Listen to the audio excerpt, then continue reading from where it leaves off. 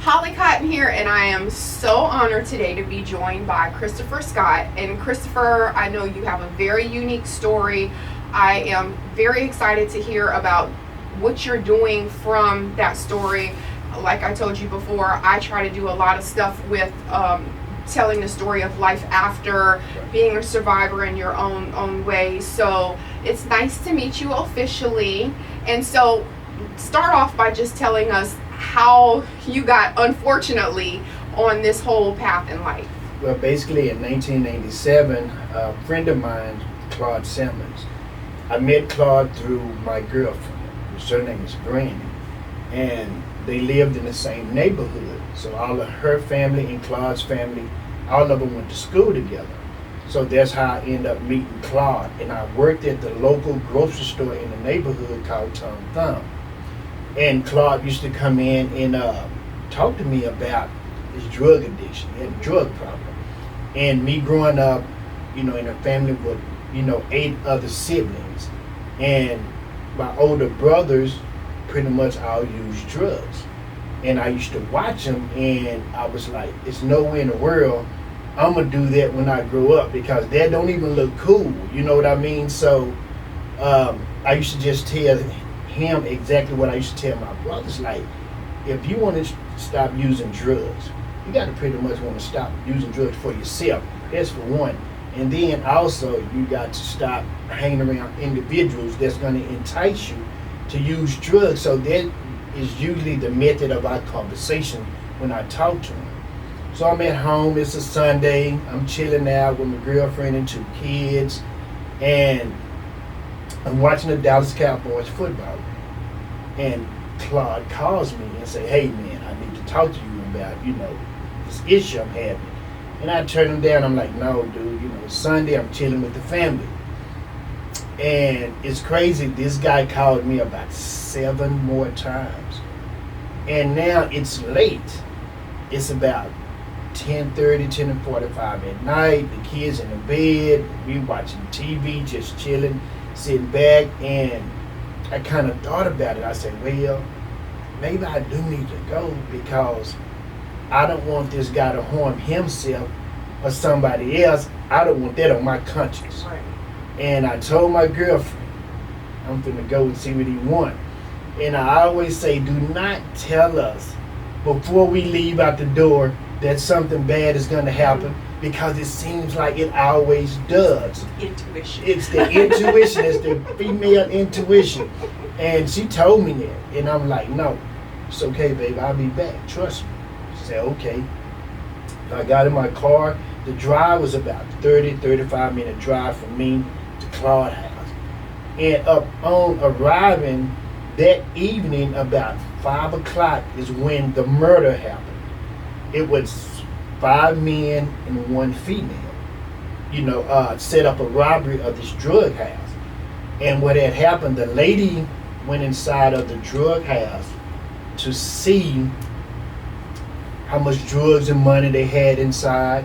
And once she scoped that out, she went outside and told the guys in the car, like, look, this is what I saw. So 2 of the guys went inside of the house, which was Alonzo Hardy and D. Mike, Derek Anderson.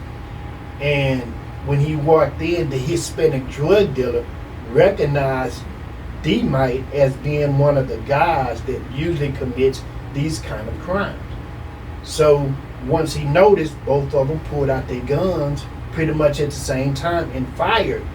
The Hispanic drug dealer get hit and falls down and died at the scene of the crime, while Alonzo and D. Mike runs off with the money and the jewelry, and they're gone. Now, me not knowing this happened, so when I entered a neighborhood at around, 11:15 at night, I see cops everywhere because they haven't caught these guys. Now, over the police scanner, it stated 2 African-American men, 1 tall, 1 short, dark complected with a low haircut. And I'm like, you describing half the NFL football, half the NBA basketball.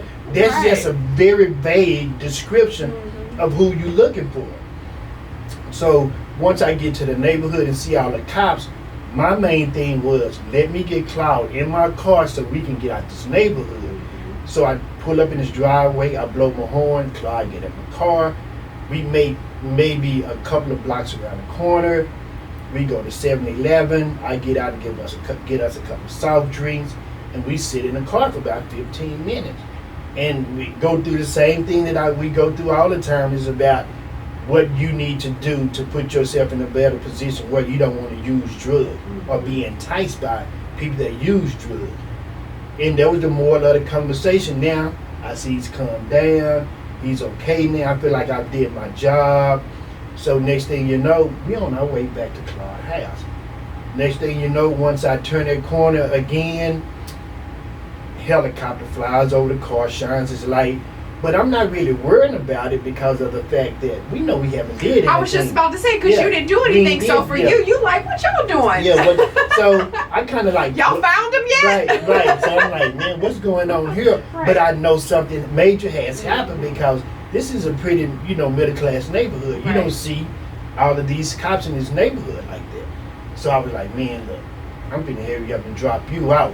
But as soon as I said that, I'm like, we coming north, cop coming south. This female officer turns around, and I'm like, dang, the officer, the cop turned around, and he was like, so what? I'm like, yes, okay. So what I did, I say, look, I'm gonna park my car in your yard. I'm gonna get out. I'm gonna sit down until everything clears up. Then I'll go home. He was like, yeah, fine. I go inside of his home. I take off my jacket. I start watching TV. And as soon as I sit down and start watching TV, maybe a minute later, the cops call the phone. So I'm sitting next to the phone. He tells me to pick it up. And I pick up the phone and say, hey, the two men that just went in the house, we need y'all to come out. So I'm like, hey, the cops want us to come out. He said, man, hang the phone up. I hung it up. It's his house. 45 seconds later, they call back. We need y'all to come outside. And I'm like, for what? We need to talk to y'all. I hang the phone up again. So now I'm kind of getting a little nervous because I don't really know what's going on. Right. And how old were you when all this? 25. Oh, yeah. So you don't... I had never been in trouble like, ever, so right. I'm like... Unless you about that life, you do not know what that means. So right. I'm like, come outside. And then, so what I did was I got up and I looked out the window. See, that's why I put mine on. You saw me? Yeah, we ended it up, so it's all good. So once I looked outside of the window and raised the blinds down, the whole neighborhood was barricaded. You couldn't come in, couldn't come out. So I was like, look, man, it's women and kids in the house. Because now the cops walking around the house, shining flashlights, it's scaring everybody. Right. So I'm like, look, let's just go outside and see what they want. So next thing you know, we tell them we coming out. Before we could even stand up, cops run in. It's like 9 cops. And every last cop got a gun pointed at me. And I'm looking, I'm like, what are y'all, for one, why do y'all have so many guns drawn? Right. And for two, why are guns drawn on me in the first place? And he was like, you on a need to know basis. Come outside, we'll tell you what you need to know. I'm like, damn, okay. I'm like, all right. Right. And then I walk outside, they immediately put me on the ground, along with 4 or 5 other men. So the passing buyers is watching. And whatever African American man they saw that night that fit that description, they made them lay on the ground on side of me as well. So now it's about 12 of us laying on the ground. Now I didn't know that everybody on my right side, well, some of the guys on my right side was the actually guys that committed this crime. Me not even knowing this. So the officer picks me up, takes me to the van and say, look, do you know who this officer is? I'm like, no. Who is that? He said, his name is Columbo. I said, Columbo? He said, yeah, Columbo. He said, have you ever seen that TV show, Columbo? I'm like, yeah, I'm old enough. I grew up off that show. Right. And then he said, well, Columbo always gets his man. So you will be found guilty of this crime. I'm like, what crime are you talking about? Right, because you don't even know what happened. Yeah, I don't even know what you even want to question me about or why I was laying even on the ground.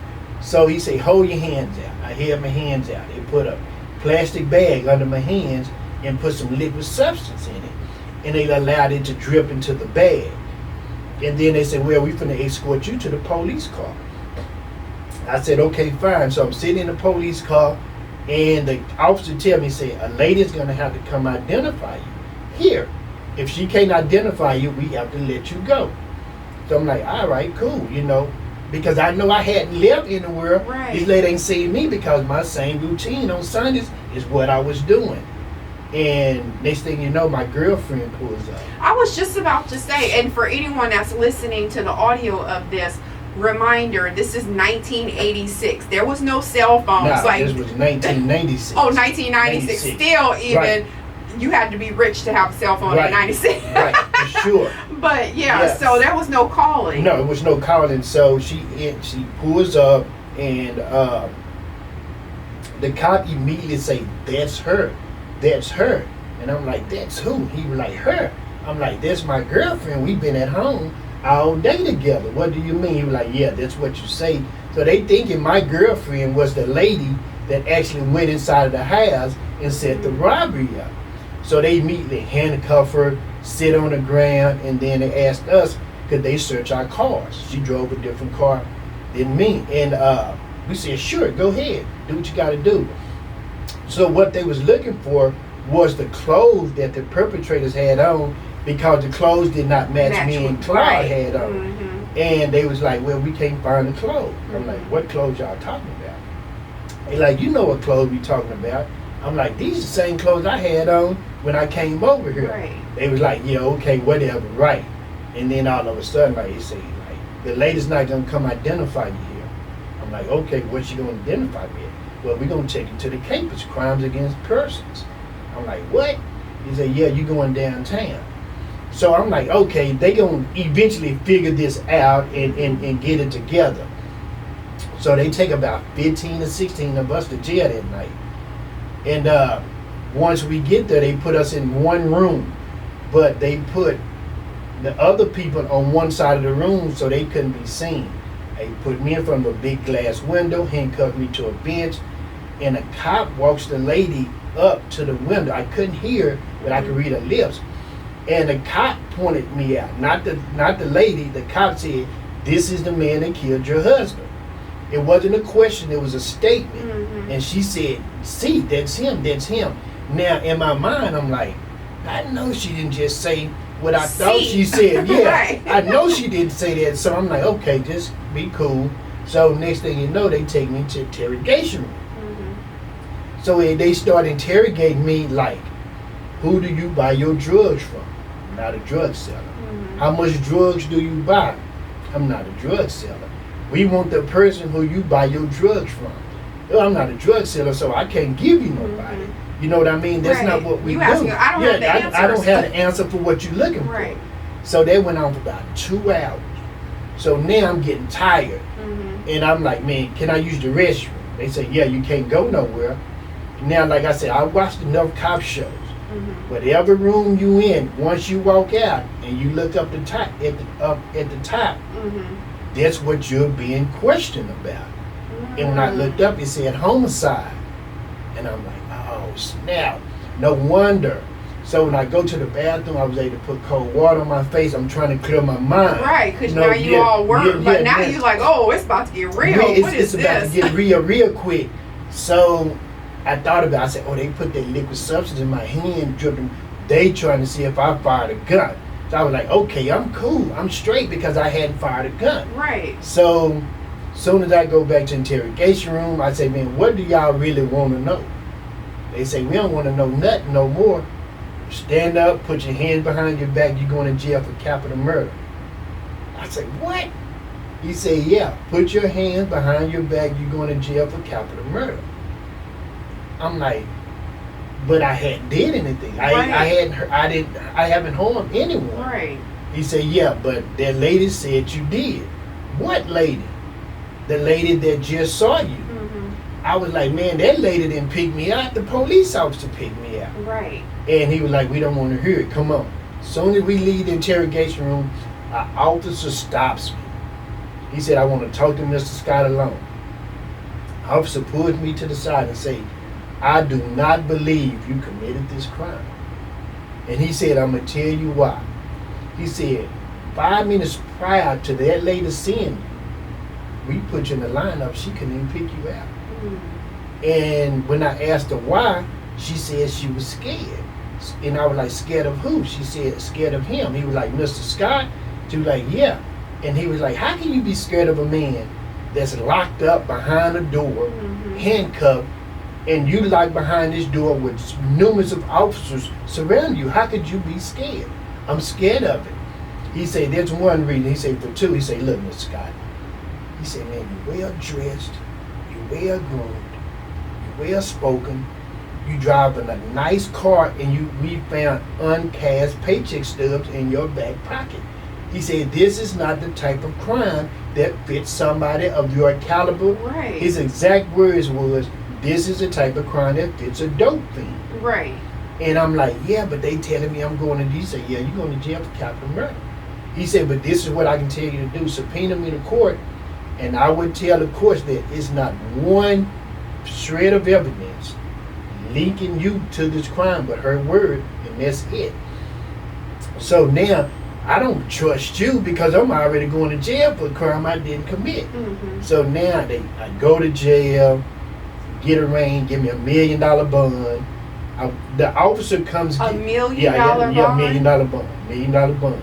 The officer come gets me and say, hey, your girlfriend want to talk to you, and I'm gonna allow you to talk to her. And she said, hey, they saying you killed somebody. And I'm like, really?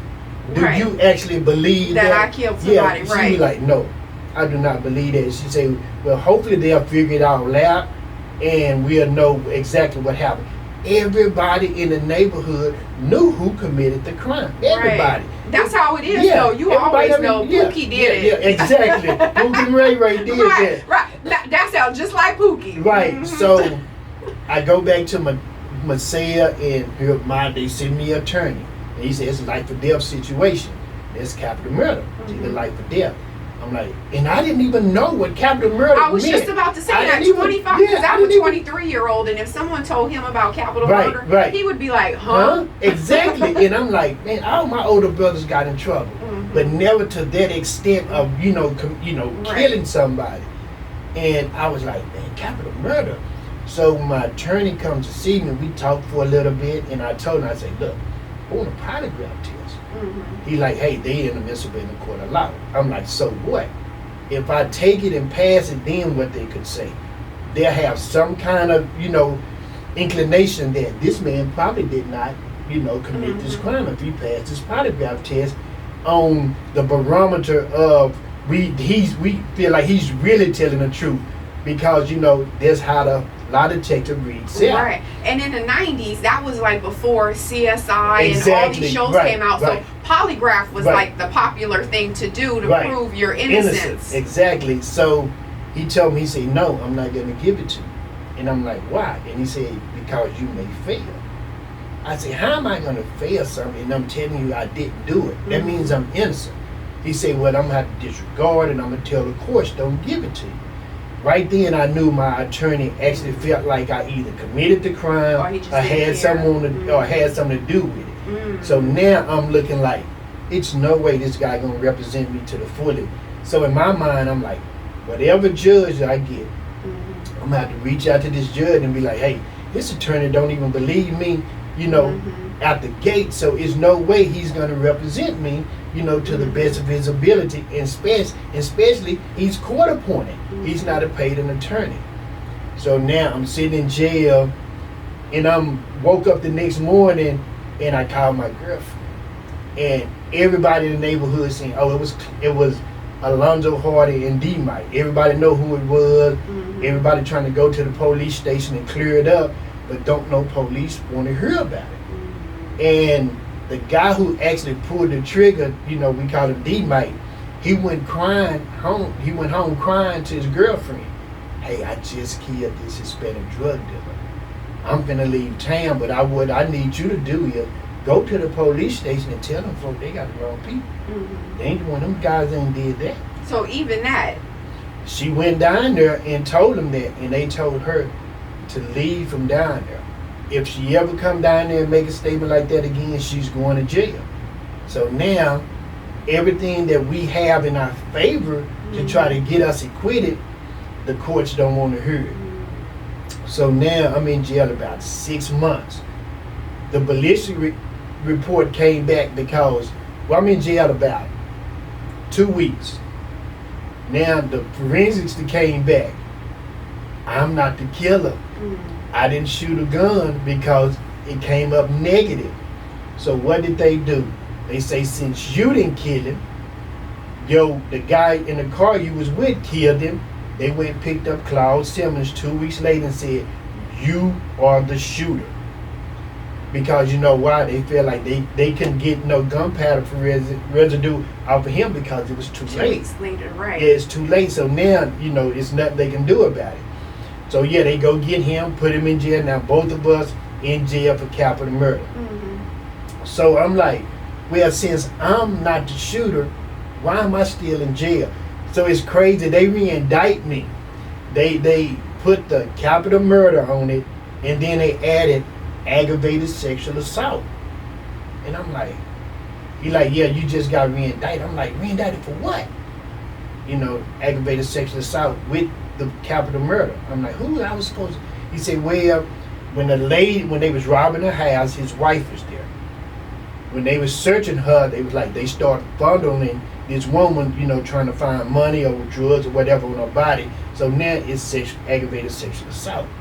I'm like, man, look, I've seen the lady that claims that I committed this crime.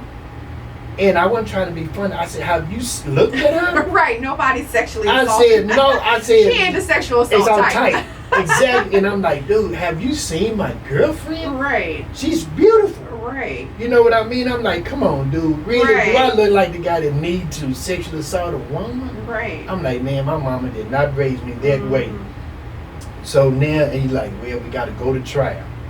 And this kind of was the worst part for me because now you have to pick people that actually is going to determine your fate of your life, man. So now I'm looking like, man, I hope I get a jury that's going to be able to understand the position of me. And we went through 4 different jury panels. And everybody was saying, we cannot find Mr. Scott guilty on just her word alone. We need physical evidence. Then one black woman got up and said, oh, I can't be on the jury panel. Judge said, why? Me and Mr. Scott used to date. Never saw this lady a day in my life. I'm like, are you kidding me? And now my girlfriend is sitting behind me and I'm like, man, I don't know this chick. I don't know her. She's like, okay, that's another time. We'll talk about that later. I'm like, but I don't know this woman. And then like we picked through more jury panels. Everybody said they couldn't do it.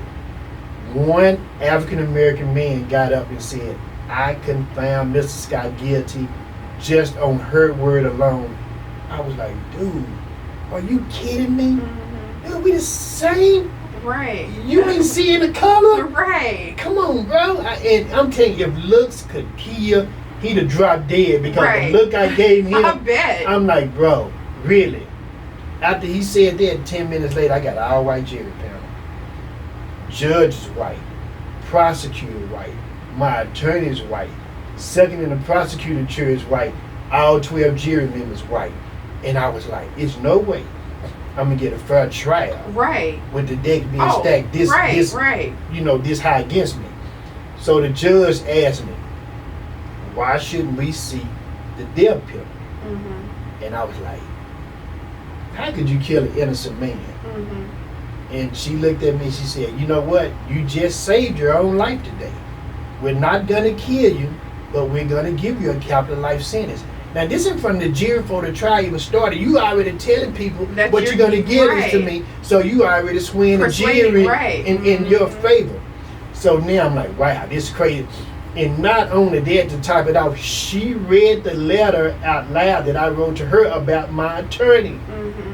And she was like, well, Miss Scott, in September of this year, you wrote me and told me you didn't like your attorney because you felt like he actually believed. I was like, really, lady? Like, I'm like. In Louisiana, we call that loud capping. Yeah, I can imagine. I'm like, lady. You gonna loud cap me like that? Like that. Like, you just gonna You just gonna put my me in business the out, street, right? and this man got to represent me. So I'm like, it's no way. Right. This clan. Yeah, because now he's like, oh, that's what you were talking about behind my back. Yeah. And then I was like, oh my God. And then the judge was like, she was really playing up to the jury. She said, I want Mr. Scott to stand up, and I want his attorney to stand up. And I'm like, what's going on? She said, now, I guarantee you Mr. Scott's suit costs more money than his attorney's suit. And I'm like, what? Right. Like, what does that have to do with anything dealing with what I'm going through right now? What does that mean? She's swearing at jury. Oh, let's do it. So, right before, why he got money? Right. What is he doing? Right. So, the lieutenant of the police force come to my trial and tell the judge, Your Honor, you have the wrong two men in prison, in jail. He held up the pictures of D. Mike and Alonzo and say, these are the men that actually committed the crime. The judge told him to get out of her courtroom. She don't want to hear it because it's hearsay. And I'm asking my attorney, but isn't this the same thing the woman is saying is hearsay? That's hearsay as well. Right. But they don't want to hear about that being hearsay. But this is a police lieutenant that patrols this neighborhood. He patrols that neighborhood. Every cop, pretty much every cop that was there that night, shops at this grocery store I works in.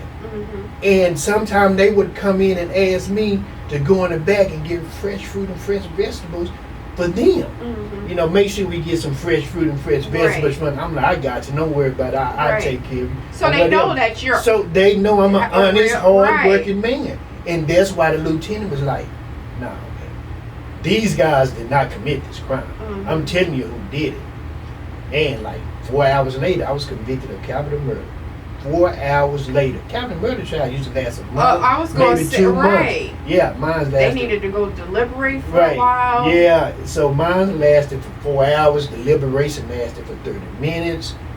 Now I'm sentenced to a capital life sentence in prison, you know, for a crime I didn't commit.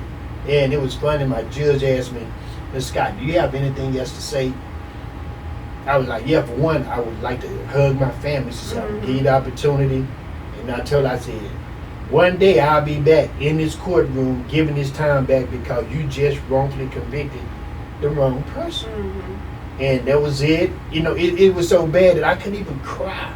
Like my soul and heart would just snatch. That's what I was going to ask you. I was going to say that I know you've told that story so many times about the logistics of it, but what about how does a person think? Like, what were the thoughts in your head? How were you processing it? Like that was a great way you were saying that. It feels like you just, like, all of a sudden you were dead. Because we see all these things all the time, but you don't know what the person is feeling. You just know A plus B and this is what happens. So you just what's your thought process Like, when that first night you spent the night, whenever you got convicted? Like, what are some of the things that people don't realize that people are thinking? Man, like, I was, you know, and it's crazy because when you look at it, I was like, a light switch went on, came on. Now it's strictly about survival. Because now I'm laying in the bed thinking, I'm going to go to prison, 25, I'm 140 pounds skinny, I'm a real little guy. So I'm like, man, I'm going to have to go and deal with these guys in prison. And I feel like, you know, I'm from the hood.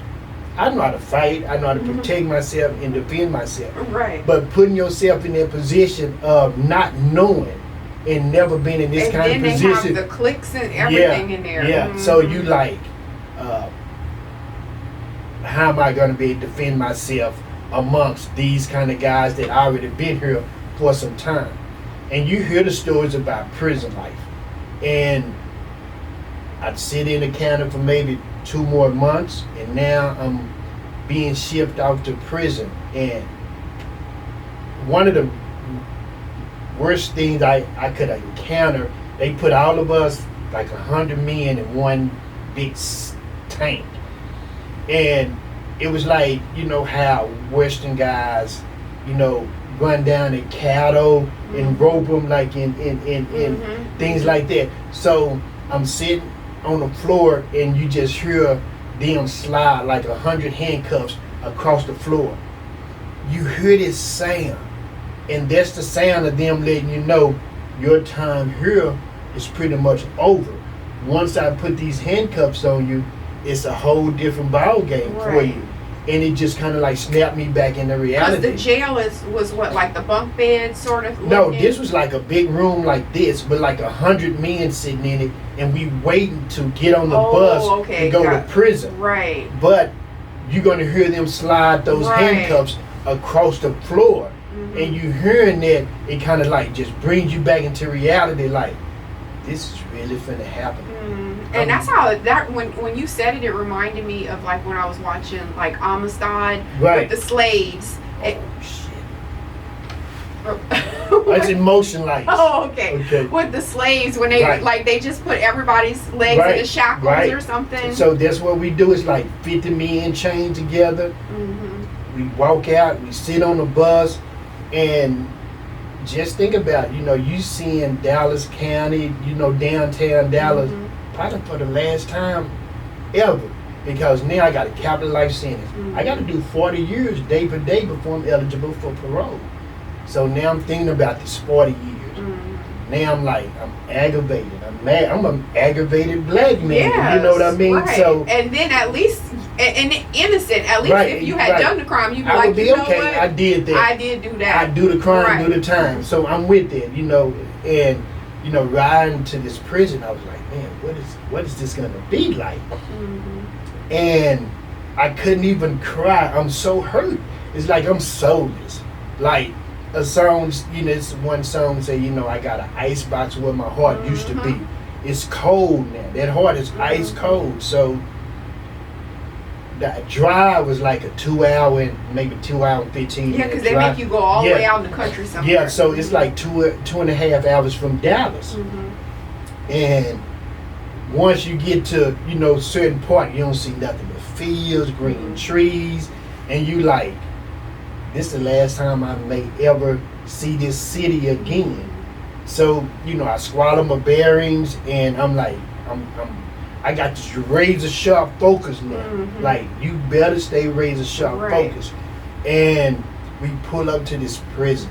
Oh my God, it's this big brick building with a lot of glass. And as I get off the bus, I look up, you have guards on gun towers. I thought you was about to say you see everybody with the guns. Yeah, you see the guard tower, and you look up, they got AK-47s pointed at you. And you like, this is my life for the next 40 plus years. This is what I have to endure because Dallas County Criminal Justice Department got it wrong. And, going into this building, this prison, it's like, once you walk in, you hear that final click of that bar. Doom. You're like, that's it. You walk down the hallway, you smelling all these different kind of disinfectants. You smelling pine sol, you smelling bleach. Because as prisoners, we got to keep this prison clean because this is where we live at. We lay our head here. So for the next years, this is what I'm going to have to endure. And going to my cell block, I was like, oh my God, man. Now, my freedom is took. I have no more control over my life. Every day, 24 hours a day, somebody is telling me what I can and can't do. And I'm like, I'm not used to not having my freedom. Right. Freedom is the best choice and the best thing about it all is freedom. Because you can be able to do what you want to do. And once I got there, I was like, I got to start some kind of foundation for myself to kind of like keep me out of trouble. So I was like, I worked in the field for like 4 years. Hot, 110, 15 degree weather. You going out no matter what. And then you got to come inside of the building where it's even hotter at. You know what I mean? Because Texas prison doesn't have air conditioning. Oh, okay. No, they do not. No, you do not have air conditioning. We in Texas. And so you can imagine 120 degrees inside. It gets so hot to where we have to put sheets over the front of our cell to keep the sun out. And they like, no, you can't do that because if you do that, we're going to write you a case. So now you're like, this is inhumane. This is inhumane right. for us to be treated this way. So I said, okay, what I got to do is like build this foundation. So I said, once I got out the field, I said, I need to work in the kitchen. I need to put on weight. So I started working in the kitchen. I said, okay, next thing is I got to start lifting weights. I started lifting weights. I read about 3 books per week, and then I got back into soap operas. And it's crazy because, like, growing up, my mom used to watch soap operas. I used to sit around and watch it with her. And it's mandatory in prison. People think, like, no, soap operas are mandatory in prison. It's 3 things that's mandatory: sports, news, and soap operas. Okay. You see the baddest of the baddest in prison watch soap operas. I sit pretty much on the same bench for 13 years and watch General Hospital every day without being bothered. Right. Because they know messing with their TV when the soap opera is on, you looking for some trouble. And the main thing was for me is like, I really want to go and have that first fight. I want to get it out of my system. I want to show these boys what I can do. You want to try me. Right. Go and try me. So it's always a big guy trying to let a guy. And you got, like you say, you got all these cliques. You got you got the Bloods, you got the Crips, you got Gangster Disciples. You got so many different kind of gangs in there. And now you're a civilian. Right. You like, now, if I'm gonna fight him now, what?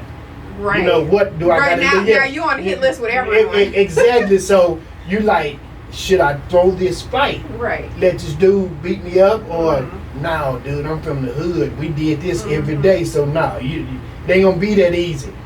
And it's a true saying. If you haven't seen your friends in forever, it's either 2 places they at. They either dead or in prison. And I found that out, the right way. Because once me and this guy had a fight and I beat him, they was like, man, that little dude did that to JJ. Like, what? And they was like, oh, yeah. So I'm from Oak Cliff. Now, we pretty much control the population of the prison. I was going to say, now, I'm not from Dallas. I'm in Houston, but I have heard Oak Cliff is not to be messed with. Exactly. So now, after all of that happened, I'm walking on the rec yard. And my middle name is Sean. And anybody that grew up with me from a child to now, that's what they call me. They don't call me Christopher. People that I've met recently call me Christopher. And I'm walking around the rec yard, I heard my name Sean called. Like, what? And it's a guy that I grew up with in the neighborhood. We went to school together. And he was like, hey, I heard you had a fight with such and such, such and such. Don't worry about it, it's taken care of. Ain't nothing gonna happen. You know what I mean? Because, you from the cliffs. Right. So we gonna ride or die together. So then I was like, okay, I feel now better. You can survive. Now I feel better. But it's like, I don't want that to be the long reason people respect me. Now, you don't respect me because of who I am as a man, not about where I come from. But you know hey, what I mean? For anybody that needs it, we ain't hating on it. Right. No, guys do need protection because I have put protection on certain people that come to prison and get taken advantage of, especially younger African American men. You have predators in prison that looks for young guys to try to get up under young guys, and soon as you give them something, they want something in return. So you like, nah, bro, I ain't gonna allow y'all to just do out. Right. These are black young kids. We are not gonna allow you to make punks out of these guys. It's not gonna happen. Before you do, you're gonna have to run through us, to allow it to happen. If that's what you want to do, just go and do it and see what the outcome is. Right. Not that's when they not on my watch. That's what it is. Exactly. Yeah, we ain't allowing none of that. So we ain't saying prison has to be friendly. Right. But at the same time, you're not gonna take advantage of these young black men in prison. So basically, that's exactly how my time started, how it went, and so you did that for how many years? And 13 years. 13 years. Yes, I did that for 13 And years. obviously, we see you sitting here, so Right. we know that you did go back. So tell Right. us about what. So I guess you had a lawyer Right. or someone you reached out. So Well, basically, what happened was I'm sitting in prison, and the best thing in Dallas County history, or Texas history, happened. Dallas County elected the first African American district attorney in the state of Texas history.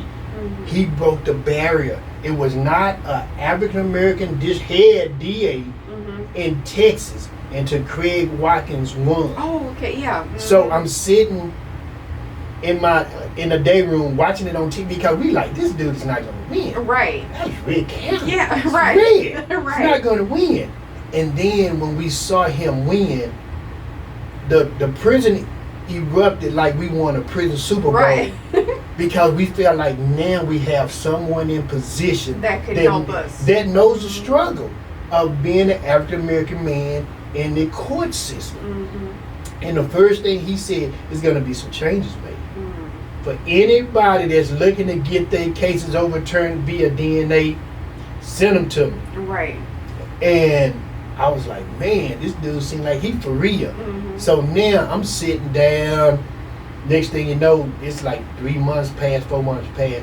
I done seen at least 8 people from the prison I was on get exonerated through this DA and this same attorney, same prosecutor, because they came up with a unit called the CIU.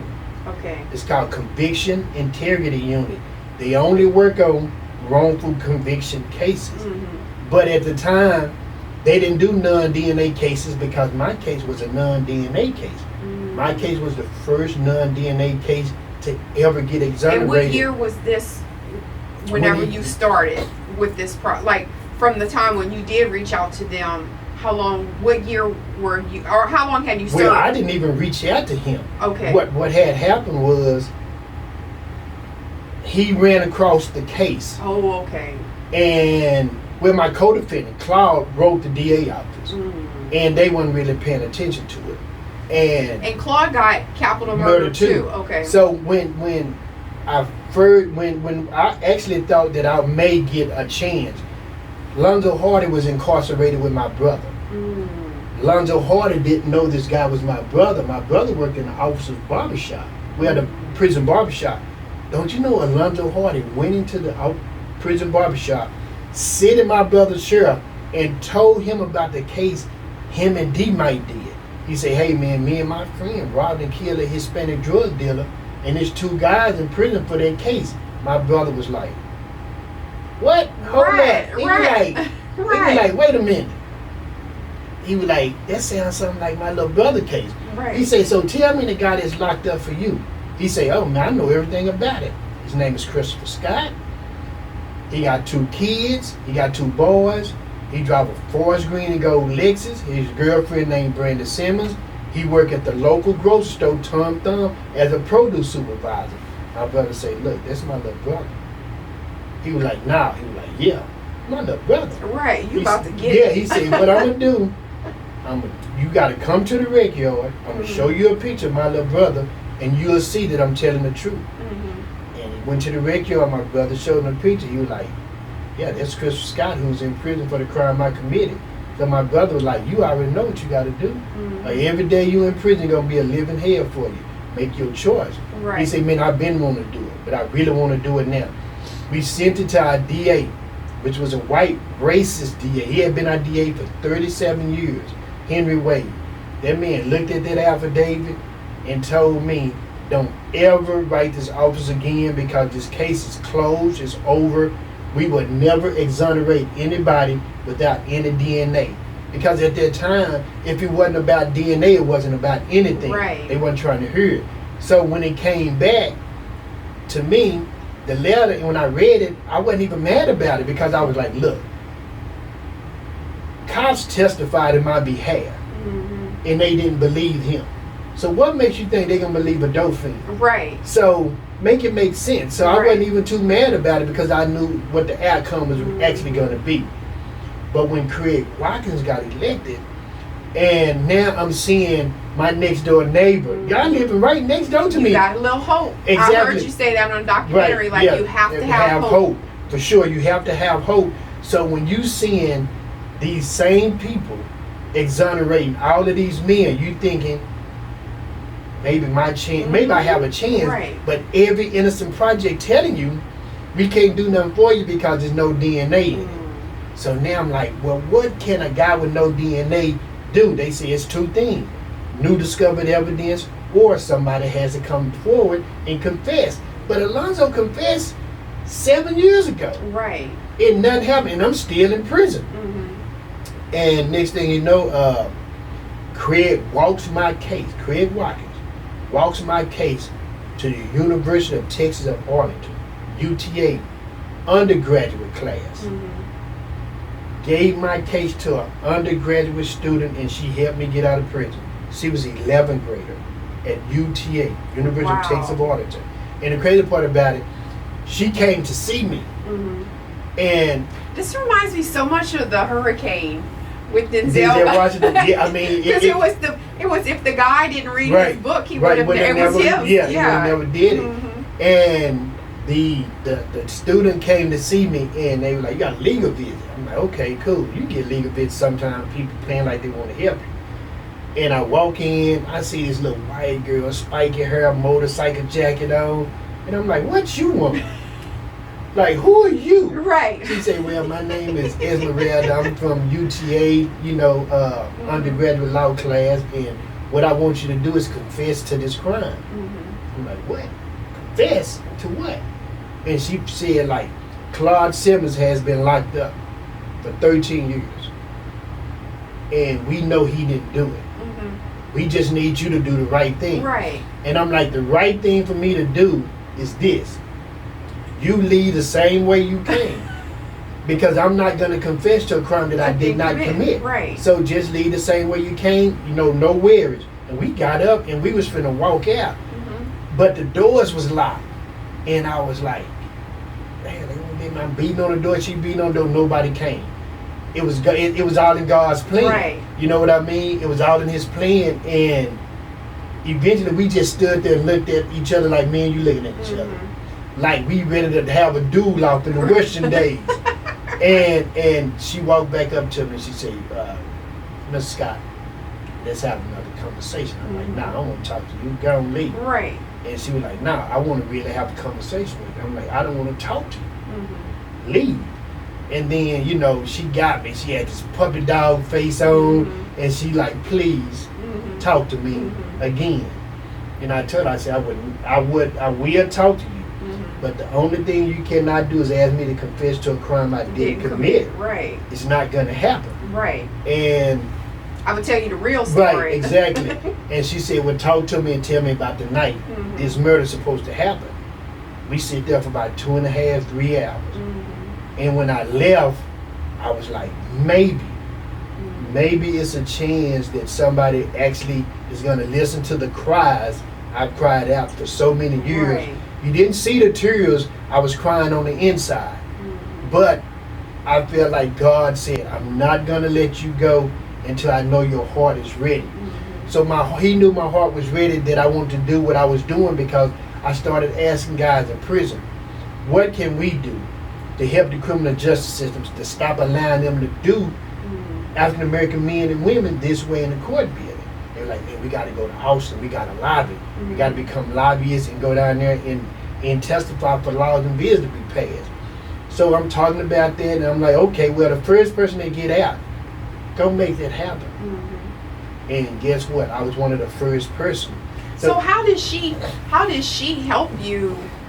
Like I know you said, so you guys talked for a few hours. Right. She was helping Claude. She was doing this. So she went to talk to, Alonzo Hardy in jail. He told her that he would come back and take a polygraph test. He would do a deposition in front of the DA and the CIU. She went and talked to my family. She went and talked to Claude's family. She put everything together. She was like that, doing that leg work that we needed, because we really didn't have nobody. And y'all were locked up and you didn't have access. Exactly, we didn't have access. So she was like, I'm going to make sure all of this happened. And time went by, you know, I hadn't heard anything. And then my mom at the time, may she rest in peace, she had never came to see me. And one day I get a visit. And when I walk in, I see my mom. Mm-hmm. And she has this look on her face. And I'm like, what you doing down here? You know, Mm-hmm. she was like, well, you know, I just want to come see my baby. Mm-hmm. And I'm like, okay. She said, well, here's the deal. And she was like, this is going to be the last time I see my baby in a white uniform. And I'm like, what you mean? So now coming from a mom, you feel like I can take that to heart. Mm-hmm. You know what I mean? So my brother was there. And she couldn't stand it no more. She had to get up and walk out because she started crying and stuff.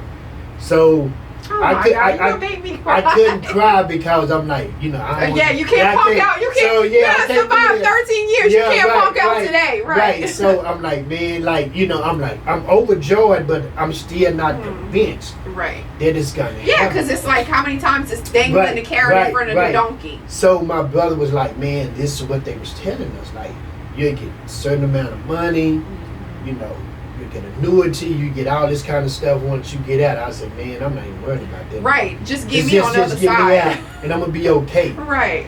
And it's crazy, like, I'm sitting in my cell about maybe 2 weeks later, 3 weeks later, and I get a letter from the DA office.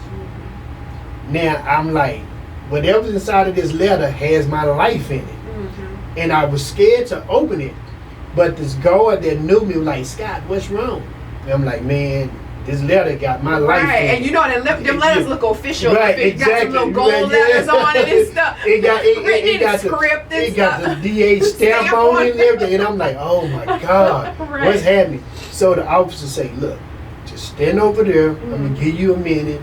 Open your letter because you need to open it if that's what you're saying is in it. Right. I'm like, no, that's what's in here. Mm-hmm. And I had always prayed, like when I first seen somebody get exonerated, the same white attorney, female, Michelle Moore, Mm-hmm. was getting everybody exonerated. And I told myself, man, if I can get this attorney, I believe I probably And can she get business too. Yeah, I talked to her. yeah. You could tell she about Yeah. the business. and I was like, I'll get out of prison Mhm. if I get her. And when I opened up that letter and it said, hey, we have a reason to believe that you was telling the truth, Mhm. and we have assigned this attorney, and I looked and seen that name. I almost wanted to take out running. Right. So I'm like, nah, if I take out running, they gonna tackle me like Right. I'm playing football. Right. So I was like, nah, just calm down. So when I got to my cell block, the officer that knows me, he called down and like, hey, let this inmate in his house. Mm-hmm. Man, when I got inside of my house, my cell, I let out the loudest yell that I thought I could let out because I was like, man, it may be happening. I may be going free. Right. But the thing that I had to do, if I would have did it 13 years ago, I wouldn't be in this position. Mhm. They told me, the only way you're going to get out of prison, you got to pass a polygraph test. Mm-hmm. I'm like, dude, I asked for this polygraph test 13 years ago. Right. So why all of a sudden? Mhm. He says, since it's no DNA in your case, Mm-hmm. and the guy came forward to confess to the crime, we need that DNA, we need that polygraph test to go inside with what he said. Mm-hmm. And if that happened, you're a free man. Mm-hmm. When I read that letter, maybe 2 weeks later, they was bringing me back to Dallas County to take my polygraph test. And if I tell you, you know, you seen the movie The Green Mile? Yes. So I got to go talk to University of Texas, UTA, all of these people, because my co-defendant, Cloud, University of Texas got him out. Okay. University of UTA and Michelle got me out. See, me and Claude had different attorneys, Right. and different schools got us out. Mm-hmm. And they had me shackled. And, you know, the people in the jailhouse, I had been there for like a few weeks, and they was like, why y'all got him shackled like this? This dude don't look like no killer, like. Right. And they were like, well, looks can be deceiving. Mm-hmm. So this day the polygraph test don't happen, but I do the deposition.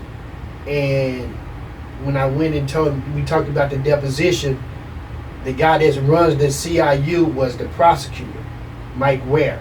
He said, I need you to answer these questions. I answered them, and he was like, we believe you, but there's other steps you have to take. Right. So I get back to my tank.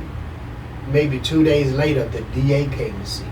He came down to my cell block, and he said, look, I want to ask you a question. He said, because if I let a guilty man go, everything I built and established is for nothing. Right. He said, you're going to be the first person to ever be exonerated via non-DNA. And we got to make sure we're doing it right. It's right. And he was like, man, tell me the truth. Did you have anything? I said, sir, I didn't have anything to do with it. Didn't even have no knowledge of it. I drove into a crime scene and I didn't even know it was a crime scene. Right. And I went to jail for capital murder for 13 years. He said, you know what, I believe you. He said, in a few days you're going to take your polygraph test. And that's all up to you. It ain't up to nobody else but you. That whole night I stood up, I stayed up, I was praying, but I was like, God know the truth. God know I didn't do it. Right. So he gonna guide me. He gonna make the words come out of my mouth that I need to come out of my mouth. And that's exactly what polygraph took me like 6.5 hours to do. It's a beat down. That's a long time. That's what they want to do. Right. They want you to just on like Menace to Society when they just ask the same question over. You messed up. So 11 a.m. So 2 a.m. Right. 2 a.m. Now you know you done messed up. Right. So it was crazy, and once we did the polygraph test, I was so nervous. So the man stopped it. He was like, look, I need you to calm down. He said, because a lot is riding on you, Mr. Scott. Right. He said, if you get out with non-DNA, you're going to set a precedent for other men and women that's in prison. When he told me that, I said, well, let's do it. Calm down, did it. And it's crazy to see him over there marking your polygraph test. And you wondering like, man. I know that's the part that because I've seen it done, right. and they circle this, and they circle, and it's like then the person's like, wait, am I okay? So was that a lie? Was it not? Exactly. Now you start thinking, did I lie or did I not? Yeah. So I was like, oh my God, he over there marking, and I used the same guy to do my polygraph tests. Yeah, and Jim Holder, and he walked out the room. And I was like, oh my God. I'm nervous, I'm shaking. And then he went to talk to the people and he came back in and he said, well, Mr. Scott, and he just paused. I'm like, what's going on? He was like, I concur, police chief concur, the head of polygraph department concur, and the DA concur that you was telling the truth. I was like, oh my God. Seriously? He was like, yeah. I was like, I already knew I was going to be tested. And he told me, he said, look, to be real with you, he said, having nobody that I ever tested scored as high as you did. He said, dude, I was giving you 13s and 14s, and my bosses was giving you 16s and 17s. He said, that's unheard of. He said, dude, you ain't have nothing to do with this. No, not. He said, man, I'm sorry it happened to you, but now you can have you're gonna have a better life now. Right. When you get out, just get your life started over again and make sure you do the right thing and don't get in trouble. So did you have another trial after all of that? Okay, so all right, so he just gave them the papers. Yeah, okay. Because I couldn't tell from the documentary because I saw you came in the courtroom and everybody, your mom and everybody was clapping. So you went from the polygraph to, how did you get to that point? The polygraph test is like, once you did the deposition, they set the polygraph test up. And once you set the polygraph test up, you got to go back to jail. And it's crazy. Oh, that's got to be the that was the hardest thing because I'm innocent. Right. But I know I got to go to jail to get booked out. Right. You know what I mean? And but it's like you just want to be like, I don't even want to see this. Just let me go home from here. You're right. So it was crazy. Every cop that night that was at the crime scene was at my polygraph test. And my attorney was saying they wanted to see you fail. And she said, you know why? And I said it. They didn't want to admit that they made a mistake. Right. And she said, that's exactly. So now they lined up like assembly line. So, you know, they want to shake my hand. And when I walked out, I just stopped and looked at him. And the guy that's he's an investigator in Dallas County now. He was like, look, you don't have to shake nobody's hand. Right. Like, what? He like, what's up? You know, it's a white guy like, shit, what's up? I said, man, I'm not shaking them clowns' hands. Right. And as I walk by, my level of petty at that point. It's up. My chest is poked out. Y'all can kiss right. my, Yeah. And I walked by and I told him, I was like, look, y'all convicted the wrong man. For 13 years. Y'all took me away from 2 kids, was 4 and 5 at the time, that needed their father. And now look, 13 years later, here I am again, and I told y'all that night that I was telling the truth, that I did not commit this crime. And all of them, they couldn't do nothing but like bend their head and leave. And I go back to my tank, and I'm happy. I jumped right in the shower. I'm feeling good. I'm like, man, I'm finna go home. Right. But this what pissed me off the most. We cannot release you until we get the person off the street that we looking for. I'm like, what? I'm like, no. I'm a free man right now. That's not y'all had 13 years to find him. Exactly. And they was like, we close to getting him. We know he was hiding in Houston at his brother's place.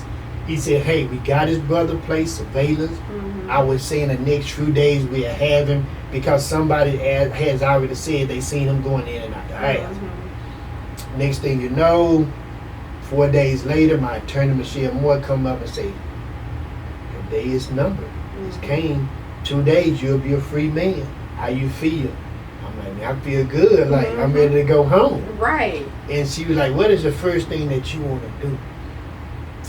I said, listen, the first thing I want to eat is a steak. Give me a nice steak. But one of the first things I want to do, I want to sit in a bathtub. I want a bubble bath. Right. I done showered for 13 years. I was thinking you were going to say a bath or go swimming or a massage or something relaxing where you could just relax. Oh, man. Not worry about somebody coming in. Yeah. I was like, man, I want to take a bath. I want to put some bubble baths. And I just want to sit back and relax. Like they said, Calgon take me away. Right. I just want my soul to be freed again to where like I could actually understand what's happening to me now. And that was the logistics in the day that I was exonerated. Oh, that was the best day ever. That brick, that 1,000-pound brick was finally out of my bag. You see me when I walked into the courtroom. I saw the clip. And you know, the first thing I wanted to do was hug my mom. And that's exactly what I did. And the lady that actually identified me was there. The lady's husband. You know, she was there. The lady was there, and cops was surrounding this woman like she was the goal at Fort Knox or something. She had about 20 officers around her. And I'm like, are y'all still protecting this woman knowing that this was a drug dealer woman? Right. This woman was not innocent. Right. But at court, the prosecutor pointed, you know, said that it made her and her husband look like they were Michelle and Barack Obama. Oh, this was their summer home. This was a dope house. Right. This was a crack trap house. Right. It was a dope deal that went south. Exactly. And you telling me this is a summer home, but their regular home was at a Howard Johnson motel. And I'm like, what does that make sense? So as I'm getting ready to leave, she stands up. I walk over there too. I was like, look, I forgive you. I said, nah, I ain't telling you. Oh, okay. Nah, I ain't telling you. I thought you was about to say something inspirational. I try to be the bigger person. I told her, like, look, we all make mistakes. We all understand what we need to do to correct our mistake. But if you ever be put in this position again, do not let police officers make your decision for you. Make your decision for yourself. If you're not 100% sure this person didn't commit this crime against you, don't say he did, because they take it and run with it. That's what I'm going to leave you with today. And I walked out, and that was the end of that.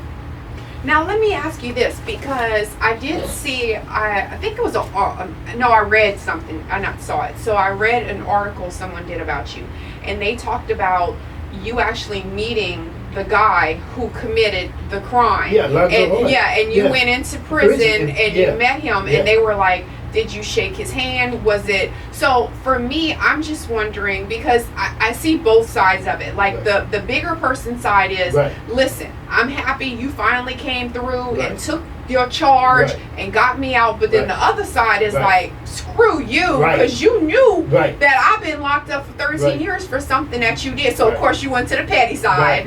But tell us about that, because I think that's something. Ooh, that was a moment. Because now you're finna be locked up in a room with a guy that took 13 years away from your life. And you know, and also to remind people, you had nothing to do with this. Like, this wasn't, we were in a crew and I was in the back, or I was driving the car. You had no clue. Knowledge, so no clue. So your petty on this side made way more sense. Exactly. So when I walked in, you know, I told him, like, you know, you destroyed my life. You know, you took, you know, me away from my kids, and they didn't deserve it. You know, I told him, you know, I can forgive, but I can't forget. I told him, you know, I don't like you. I think you're a coward. You know, because you could have came out sooner and said you did this, but you didn't. But at the end of the day, I get to leave here, jump in my Mercedes S550, drive home, and eat me a $50 steak with potatoes and all the dressing and fixing, and now you got to go back to your cell dressed in all white, wondering what's on the menu for you to eat. Now take that with you, because I'm a free man and I'm finna walk out and you still incarcerated. So now the officer pulls me to the side. It's in the room. He say, look, I'll give you 10 minutes with this guy. He said, I'm finna go out and lock the door. Whatever you want to do it. He's like, I don't care. Right. He said, for me listening, what happened to you? Right. He said, dude, I would give you this pleasure. I said, nah, that ain't what I want to do. I'm looking for closure. Right. And this is my closure. Me, you know, having a conversation with him, showing I'm the bigger man, but also I'm gonna be real petty with you. Right. You know what I mean? I'm gonna let you know what I'm finna go jump into, what I'm finna go eat, and you already see how well I'm dressed. So now, you know, it's not an issue. Right. You think you took my life, but I have it back. But now your life is gone. Right now, your life has been destroyed. Serve your time. Yeah. Right. But so he had to start. He didn't get no time. So they gave him immunity, and he didn't have to do no time. In a guy that actually pulled the trigger, he got 5 years. And he didn't do none of that 5 because they suspended his sentence and let him walk free. So you the only one that did time? Me and Clyde was the only one that did time for that crime. Yeah. That is crazy. Yeah. So, okay, so how did you decide, like you said, now you were, when you were in prison, you were like, okay, so now we have a thing to do. Now who's going to make a change or whatever. So how did you decide that you were going to do that? And not only that, but what I ask people, because I know that when people listen to my show, I always try to give them the tools where they can do things. Because I see things or I hear stuff and I didn't know something was a thing until I hear someone else talking about it. Or I didn't know that you could even do that, or that how did you even figure that out? So I always ask that, because someone might be like, oh shoot, I'm affected by that, or so how did you get that? So where it all started from, waking up every morning in prison knowing you're innocent, but every time you walk outside your prison bars, another person that looks like you is saying the exact same thing. So what I told myself was, man, I want to help other people that's in this position that can't help themselves. I said, look, I'm going to get out and start my organization called House of Renewed Hope. And I was like, the prison was my house. But all at the same time, I had the hope, you know, that something like this would happen to let me see a better day. So that's how I came up with the House of Renewed Hope. because we needed that renewed sense of energy, to make sure it pushed us along the way. And I was like, man, I'm gonna start investigating cases of men and women that was wrongfully convicted. So I had to go to school. I went to UTA, the same school that exonerated me. Me and all the 3 men, the other 2 men you see in the documentary, we got our private investigator license. So I was like, okay, now we legal. Now we can actually go out and seek and find these people that was wrongfully convicted. So what did I do? Everybody that was a part of my exoneration, I brought them on board, from the attorney, the prosecutor, the investigator. All of us worked on cases together. So I was like, who better to get to assist you than people that actually created this thing and know what it takes to get men and know women, how to get the job done, exactly. basically, and knowing what it takes to get Right. men and women, exonerated. Yeah. Okay. So, I guess what my last question is, because I love your story. I love that, and I always say, for anyone, sometimes you don't know your purpose in life, Right. And I'm gonna Right. tell you, sometimes you find out a shitty way, Right. Like Yeah, you just you like, do. you know what, Lord? Now you could have just sent me some Right, other right, stuff. You didn't have right. to do But all of this. It's crazy, but don't you know that they had, my mom was real religious people, the whole family. This was predestined that I was going to go through this already. When I was 6 years old, I met my auntie's house, running through the house, and they having a prayer meeting. And the head prayer master told me to stop. And he said, hey, I just felt something. I want to pray for you. And I'm like, what? And then I look at my mom and she's like, boy, you better let that man pray for you. Right. What's wrong with you? Mhm. I'm like, yes, sir. He said, I'm going to tell you why. He said, when you ran through, I felt a spirit hit me. He said, I'm going to tell you right now, you're going to go through something so trying, so terrible, that the only thing that's going to get you out of it is the faith you have in God. Being 6 years old, 7 years old, that don't you make just no like, sense. I'm Yeah, running okay, around right. the house. I'm just doing my thing. Right. So now it's like 17 years later, that pastor's son told me the same exact thing. My dad's funeral, his son is, doing the ceremony. And I walk through the house and he tell me like, hey, come here, son. I'm like, what's going on? He was like, I just felt something. I need to pray for you. And it's crazy. As soon as he say that, here come my mom coming Right. around the corner. And I'm like, what you mean? He like, I want to pray for you. And then he told me the exact same thing. You're going to go through something so trying and so terrible. The only thing that's going to get you out is the faith you have in God. And I want to pray for you. We held hands. That man told me, I want to see you in church Sunday. I said, I'm going to try. He said, no, be there. I said, I'm going to try my best. He said, because I want to tell the congregation what I felt. And you being a young man, that this is something that we really need to take serious. I didn't go to church. 2 weeks later, I'm in jail for capital murder. So now and this is where really everything changed for me. My mom wrote me. I'm in prison maybe 4 years, 5 years, maybe a little longer. And she said, don't you remember what Brother Wortham and his son told you? And I didn't even remember. And she had it at the bottom.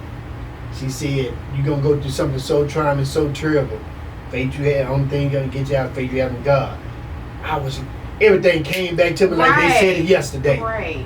And her little message at the bottom was like, remember this. God said, have the faith the size of a mustard seed to move mountains.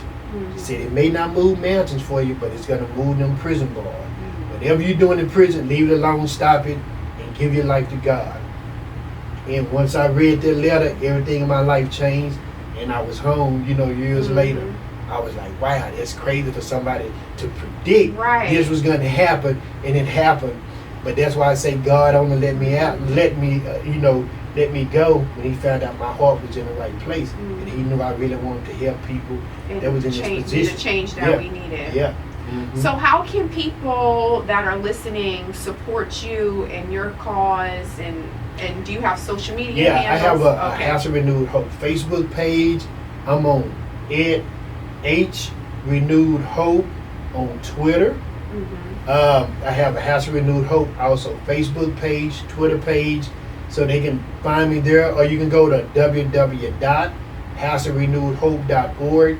That's like a website of mine. You can go there. It has, I take interns if you want to intern with the organization, if you want to donate to the organization, because the last DNA test I paid for was $12 grand. And come to find out the guy actually did it. So that was a waste of $12,000.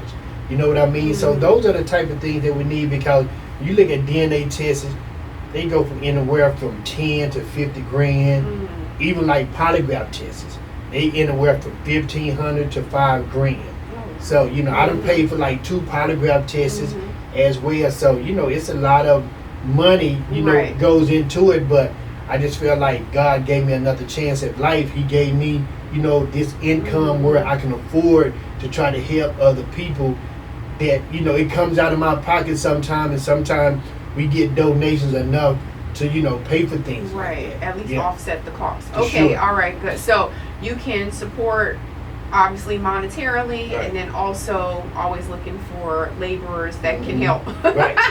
So Yeah. that's good. Looking for somebody to run my social media platform and everything. Okay. Yeah, for sure. Yeah, because that's where you got. That's why I was like, you have Yeah. some social media handles, because even having Instagram and Right. and like you said, Twitter, Right. that reaches so To much many further. people. Yeah, because people can share those stories, share those Yeah. clips. That's why I said, even for us, I want to make sure we have some clips that we can share on, or people can share on my page with sharing your story and how you're making a change. And go to Exoneration Nation Podcast.